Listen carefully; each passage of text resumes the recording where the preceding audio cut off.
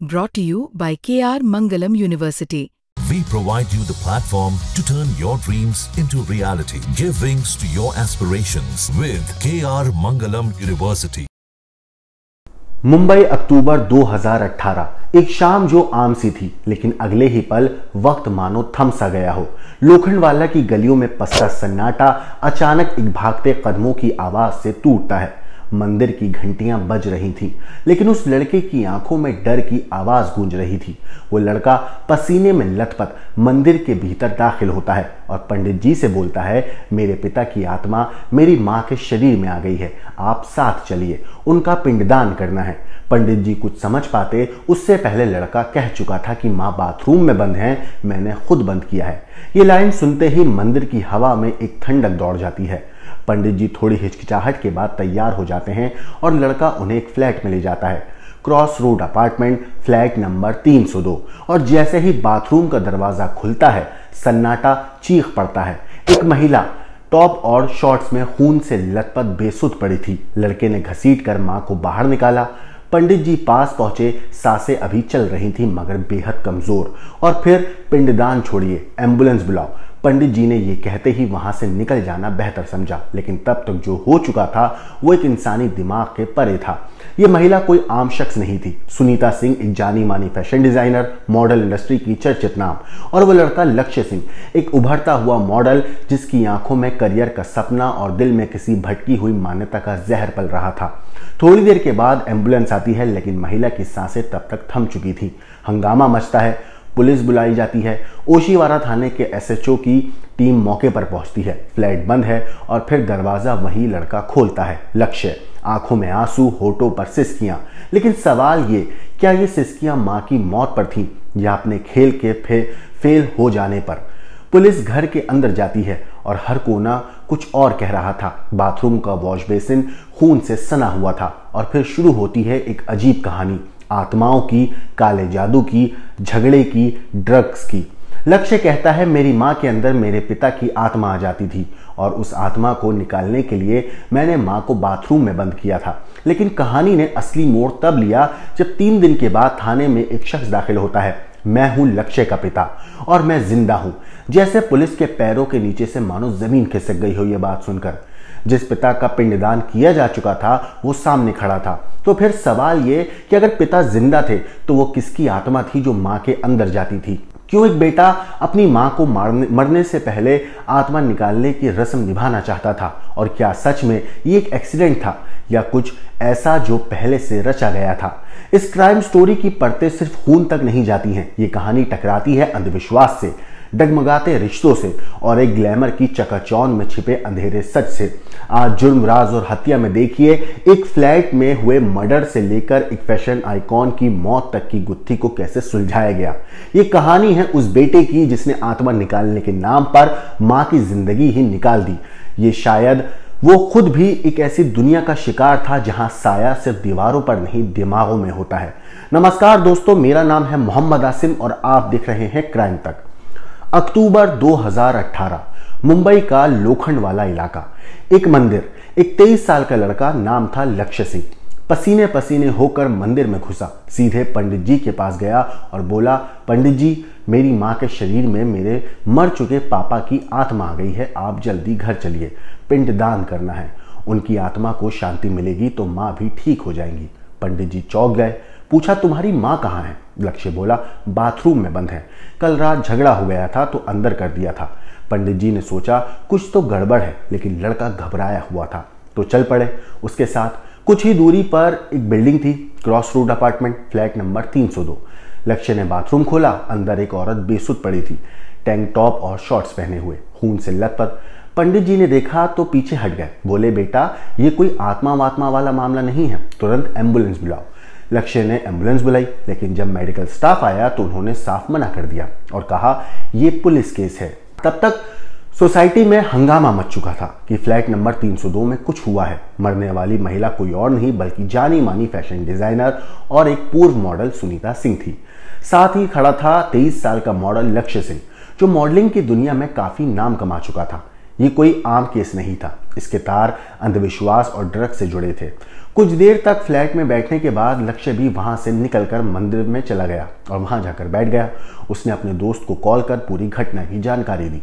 तब तक आसपास के लोग पुलिस को इत्तला कर चुके थे।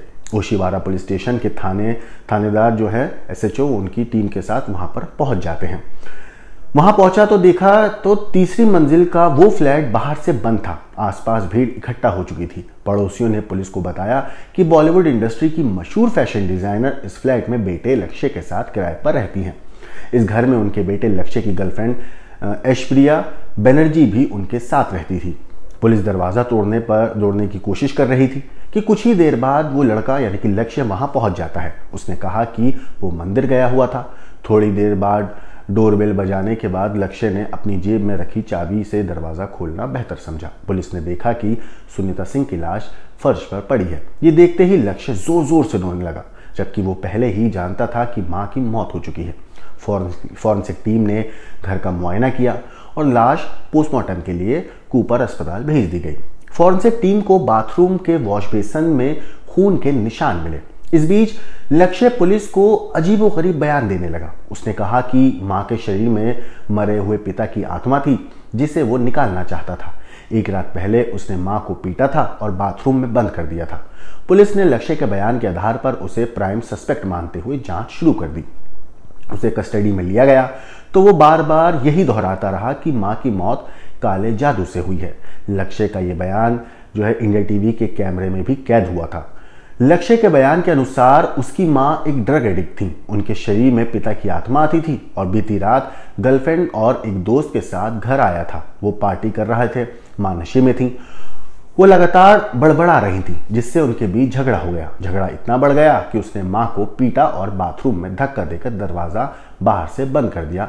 रात करीब 3 बजे वो घर लौटा और अपने कमरे में सोने चला गया। अगली सुबह करीब 9 बजे के आसपास उसकी नींद खुली। उसने जब बाथरूम का दरवाजा खोला तो मां बेसुध पड़ी थी। पुलिस ने जांच के दौरान पंडित, लक्ष्य के दोस्त, गर्लफ्रेंड और सोसाइटी के लोगों का भी बयान दर्ज किया। जांच में सामने आया कि लक्ष्य और उसकी मां ड्रग एडिक्ट थे, नशा करते थे और दोनों में इस चीज़ की वजह से आए दिन झगड़ा भी होता था। उनके बीच कई बार प्रॉपर्टी को लेकर, पैसों को लेकर भी कई बार लड़ाई हो चुकी थी। लक्ष्य ने अपने कई दोस्तों को ये भी बताया था कि उसके जो पिता हैं वो मर चुके हैं और उनकी जो आत्मा है वो माँ के अंदर आती थी। वो अपने पिता का पिंडदान करने की बात कहता था, लेकिन वो चाहता था कि ऐसा करेगा तो माँ के शरीर से पिता की आत्मा निकल जाएगी। लक्ष्य पुलिस कस्टडी में था और 3 दिनों बाद अचानक एक शख्स पुलिस स्टेशन के दरवाजे पर पहुंचता है।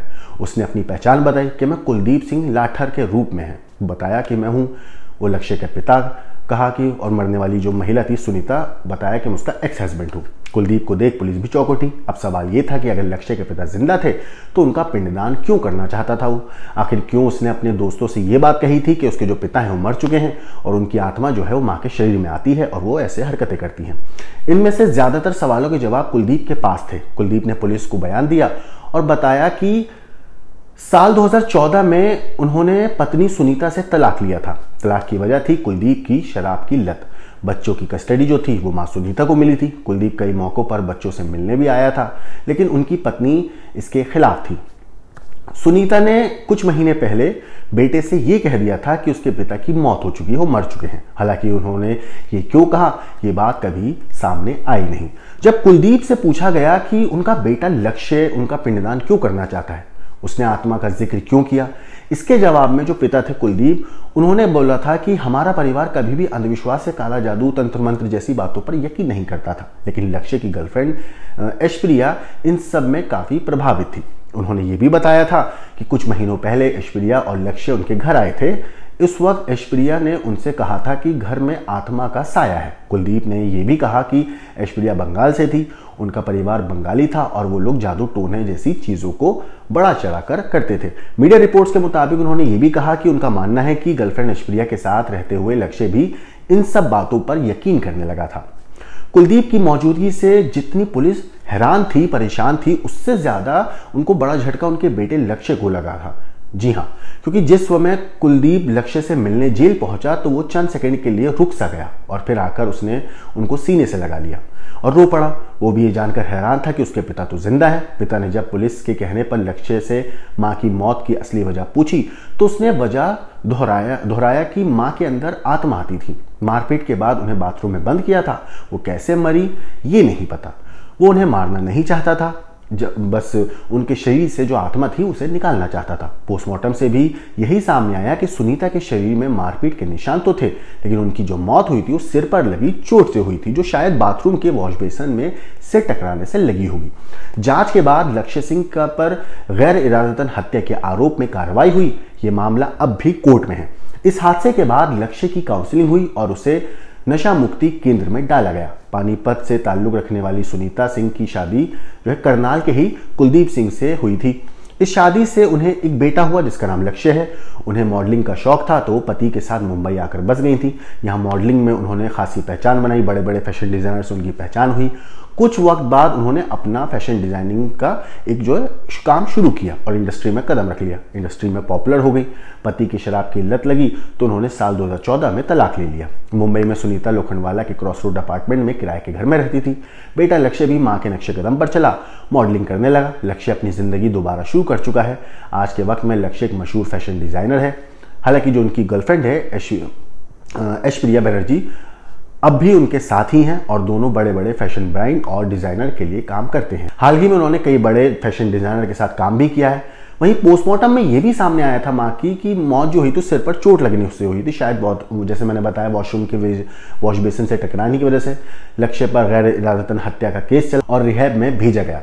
काउंसलिंग हुई, वक्त बीता और आज वही लक्ष्य जिसने मां को खो दिया है, जिसने आत्मा के नाम पर एक काला सच छिपाया और एक अलग कहानी जो है उस टाइम पे लोगों को पता चली, अब एक सफल फैशन डिजाइनर बन चुके हैं। जो उनकी गर्लफ्रेंड है दोनों जैसे कि मैंने बताया दोनों अभी भी साथ हैं और बड़े बड़े डिजाइनर्स के साथ काम करते हैं। एक बंद वॉशरूम, खून से सनी मां और सच की परतों में दबी हुई एक अधूरी माफी। इस पूरी स्टोरी के ऊपर आपकी जो कुछ राय है, आपको जो भी कहना है हमें कमेंट करके जरूर बताइएगा। लेकिन देश और दुनिया की बाकी क्राइम की खबरों के लिए देखते रहिए क्राइम तक।